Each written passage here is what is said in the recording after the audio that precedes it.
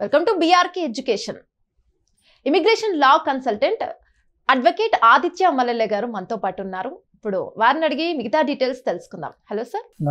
Sir, ఇప్పుడు Trump గారు gold card అనేది తీసుకొచ్చారు కదా, సో ఈ EB-5 వీసా అనేది కాంట్రాక్షన్ అవుతుందా లేదా? ఇది so that's a good question, very good question, మంచి క్వశ్చన్ అడిగారు. ఎందుకంటే అందరికీ డౌట్ ఏంటి అంటే గోల్డ్ కార్డ్ వీసా తీసుకొచ్చారు కదా, మరి EB-5 వీసా ఏమైంది, దాని కాంట్రడిక్షన్ ఏమన్నా అయిద్దా అనేది చాలా ఇంపార్టెంట్ సబ్జెక్ట్. ఎందుకంటే నాకు చాలా మంది కాల్ చేస్తున్నారు, EB-5 వీసా ప్రోగ్రామ్ ఏమైపోయిందో ఏంటో అని అడుగుతున్నారు. ఎందుకంటే మన EB-5 వీసా మీద ఒక హండ్రెడ్స్ ఆఫ్ వీడియోస్ ఆల్రెడీ చేశాం కాబట్టి యూట్యూబ్లో క్లియర్ కట్గా దానికి ఏంటంటే దాని ఒక రూల్స్ రెగ్యులేషన్స్ లా ఏం చెప్తుంది, దాని మీద రిస్క్స్ ఏమి ఉంటాయి, మనీకి రిలేటెడ్ రిస్క్స్ ఏమి ఉంటాయి, అలానే లా పరంగా ఎలా అడ్వాంటేజ్ అయ్యిద్ది ఇవన్నీ మాట్లాడుకున్నాం. అయితే అసలు EB-5 వీసా లా ఏం చెప్తుందో మనం మాట్లాడుకుందాం. గోల్డ్ కార్డ్ వీసా అనేది ట్రంప్ తీసుకురావడం జరిగింది. మనం ఒక సిరీస్గా చేస్తున్నాం కాబట్టి మన ప్రీవియస్ వీడియోస్ కూడా ఎవరైతే ఫాలో అవుతారో వాళ్ళకి ఇంకా క్లారిటీగా సబ్జెక్ట్ అర్థమైంది. అయితే ఈ గోల్డ్ కార్డ్ వీసా ఏంటి అంటే $5 million మీరు కనుక యూఎస్లో ఇన్వెస్ట్ చేస్తే మీకు బై ఇన్వెస్ట్మెంట్ గ్రీన్ కార్డ్ వస్తుంది అన్నట్టు. అంటే గోల్డ్ కార్డ్ వీసా అనేది అనౌన్స్ చేశారు.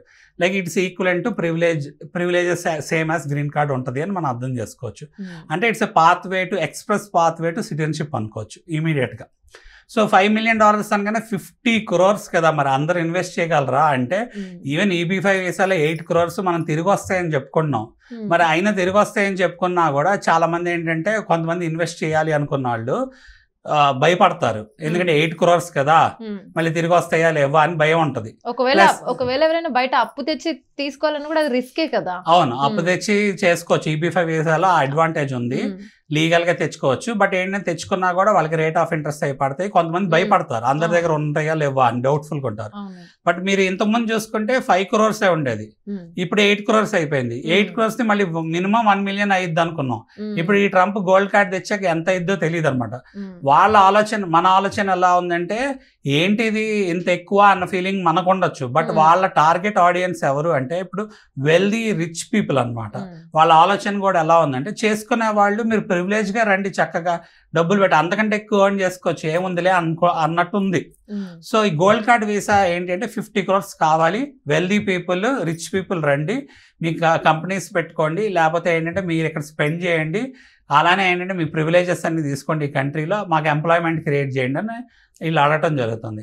అయితే ఇది కాంట్రడిక్షన్ టు EB-5 ఉంటుందా లేదా? ఎందుకంటే EB-5 అనేది బై ఇన్వెస్ట్మెంట్ గ్రీన్ కార్డ్ కదా.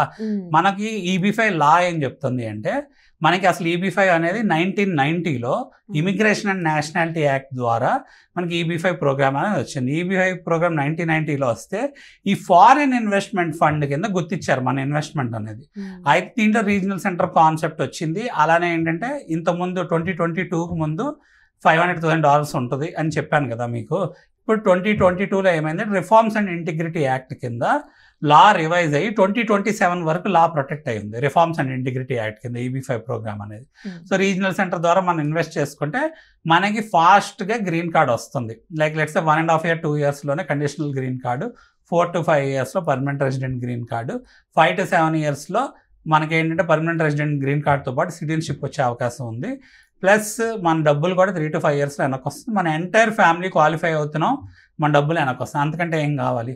EB-5 law reforms and integrity act 2022 ఏం చెప్తుంది అంటే ఎవరైతే 2022 నుంచి 2027 లోపల అంటే 2027 సెప్టెంబర్ వరకు ఈ లా ఉంది, 2026 సెప్టెంబర్ లోపల ఎవరైతే చేసుకుంటారో వాళ్ళందరూ ఈ లా కింద ప్రొటెక్ట్ అయి ఉన్నారు. వాళ్ళ ప్రాసెసింగ్స్ అన్ని కూడా 2027 వరకు ఈ లా ఇలానే అవైలబుల్ అయి ఉండి జరిగిద్ది.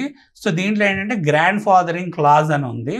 సో చేసుకున్న వాళ్ళు వీళ్ళు ఏమి ఇబ్బంది ఉండదు. ఎవరైతే ఆల్రెడీ చేసుకున్నారో వాళ్ళకి ఏమి ఇబ్బంది ఉండదు, చేసుకోబోయే వాళ్ళకి కూడా ఇబ్బంది ఉండదు. బట్ ట్రంప్ ఏదైతే తీసుకురాబోతున్నాడో దాని లీగాలిటీస్ ఏంటి అనేది మనం సపరేట్ వీడియోలో తెలుసుకుందాం. చేయగలడా లేదా, ఎగ్జిక్యూటివ్ ఆర్డర్ ద్వారా దీన్ని అమెండ్ చేయగలడా, లేకపోతే కొత్త లా తీసుకురావాల్సి వస్తుందా, దానికి ఆయన పవర్ ఉందా, లేకపోతే ఏదన్నా కాంగ్రెస్ అంటే పార్లమెంట్కి వెళ్ళి హౌస్ ఆఫ్ సెనేట్స్ రిప్రజెంటేటివ్ దగ్గర అమెండ్ చేయాలా ఏంటో మాట్లాడుకోవాలి. సో అది మనం సపరేట్ వీడియోలో మాట్లాడాలి. అయితే ఈ వీడియోలో మన కంటిన్యూషన్ ఏంటి అంటే రిఫార్మ్స్ అండ్ ఇంటిగ్రిటీ యాక్ట్లో ఏం చెప్తుందంటే ఒకవేళ లా అనేది రెన్యూ చేయకపోయినా అంటే 2027 ఎవరు రెన్యూ చేయకపోయినా స్టిల్ ఎవరైతే ఫైల్ చేసుకున్నారో they are protected under this law. Law amend చేసినా రివోక్ చేసినా కూడా they are protected under this law. So they are well protected అనమాట. సో దీంట్లో గ్రాండ్ ఫాదరింగ్ క్లాస్ అనేది ఉంది. సో అడ్వాంటేజే కదా. సో I-526 ఎవరైతే ఫైల్ చేసుకుంటారో అంటే ఫర్ గ్రీన్ కార్డు వాళ్ళు ఏంటంటే 2026 సెప్టెంబర్ లోపల, సెప్టెంబర్ 30 లోపల అప్రూవ్ చేసుకొని ఫైల్ చేసుకొని ఉండాలన్నమాట. మరి లా పరంగా ఇంత వెల్ ఎస్టాబ్లిష్డ్గా ప్రొటెక్ట్ అయి ఉన్నప్పుడు మరి ఒక ఎగ్జిక్యూటివ్ ఆర్డర్, ఇది ఏంటంటే పార్లమెంట్కి వెళ్ళి ఈ లా పాస్ అయ్యి వచ్చిన లా అనమాట. ఒక executive order, Trump presidential order, ఒక ఎగ్జిక్యూటివ్ ఆర్డర్ ద్వారా దీన్ని లాని ఎనాక్టెడ్ లాని ఛాలెంజ్ చేయొచ్చా లేదా అనేది కూడా మనం మాట్లాడుకోవాలి. మాట్లాడుకుంటే ఏదైనా అమెండ్మెంట్ చేయాలన్నా లేదా దాన్ని ఎనాక్ట్మెంట్ చేయాలన్నా లీగల్గా వాళ్ళకి వచ్చే ఛాలెంజెస్ ఏంటి అని మనం చూసుకుంటే ఈ పర్టికులర్ EB-5 ప్రోగ్రామ్కి రిలేటెడ్ దాని డబ్బులు వాళ్ళు రైజ్ చేయాలి అనుకోండి, అది మైట్ బి 2025 తర్వాత, అదే 2026, 2027 తర్వాత కుదిరే అవకాశం ఉంటుంది. ఇంకా అందులోనూ స్టూడెంట్స్ అయితే చేసే అవకాశం అసలు ఉండదు కదా సార్. ఈవెన్ ఇక్కడ బిజినెస్ చేసిన వాళ్ళు రిచ్ పీపుల్సే చేస్తారు కదా. అవునండి. స్టూడెంట్స్ పరంగా మీరు చూసుకుంటే స్టూడెంట్స్ అనేది సపరేట్ సబ్జెక్ట్. ఇప్పుడు స్టూడెంట్స్ అయినా చేసుకోవచ్చు. స్టూడెంట్స్ లో కూడా కేటగిరీస్ ఉంటారు కదా. ఒకళ్ళు ఏంటంటే బాగా డబ్బులు ఉండి నేను డైరెక్ట్ గా US లో వెళ్ళి సెటిల్ అవ్వాలి, అప్పుడు చదువుకోవాలి, అప్పుడు జాబ్ తెచ్చుకోవాలి అనుకున్న కేటగిరీ వాళ్ళు EB-5 వీసా ద్వారా వాళ్ళు చేసుకోవచ్చు. వాళ్ళ డబ్బులు కూడా వెనక్కి వస్తాయి కదా. ఇంకో కేటగిరీ ఏంటి, ఆల్రెడీ US వెళ్ళిపోయి కొంత డబ్బులు సంపాదించుకొని వర్క్ వీసాల ద్వారా సంపాదించుకొని వాళ్ళు అక్కడ ఉన్న వాళ్ళు ఎవరైతే ఉన్నారో వాళ్ళు కూడా EB-5 వీసా చేసుకుంటారు. ఇంకో కేటగిరీ ఆఫ్ పీపుల్ వెళ్ళిపోయి రిటర్న్ వచ్చిన వాళ్ళు, అంటే వాళ్ళకి స్టేబుల్ వీసా లేక రిటర్న్ వచ్చిన వాళ్ళు చేసుకుంటారు. సో మనము ఈ లీగాలిటీస్ ఎలా ట్రంప్ ఎలా ముందుకు తీసుకెళ్ళగలడు, లేకపోతే మన అజంప్షన్ ఏంటి, ప్రెజంప్షన్ మనం ఏం ప్రెజ్యూమ్ చేయొచ్చు, ఫర్దర్గా ఈ గోల్డ్ కార్డ్ వీసా అనేది EB-5కి ఎలా కాంట్రడిక్షన్ అవ్వచ్చా అవ్వకపోవచ్చా అనేది మనం ఫర్దర్ వీడియోస్లో ఇంకా డీటెయిల్గా తెలుసుకుందాం. Right sir, thank you so much sir. Thank you అండి.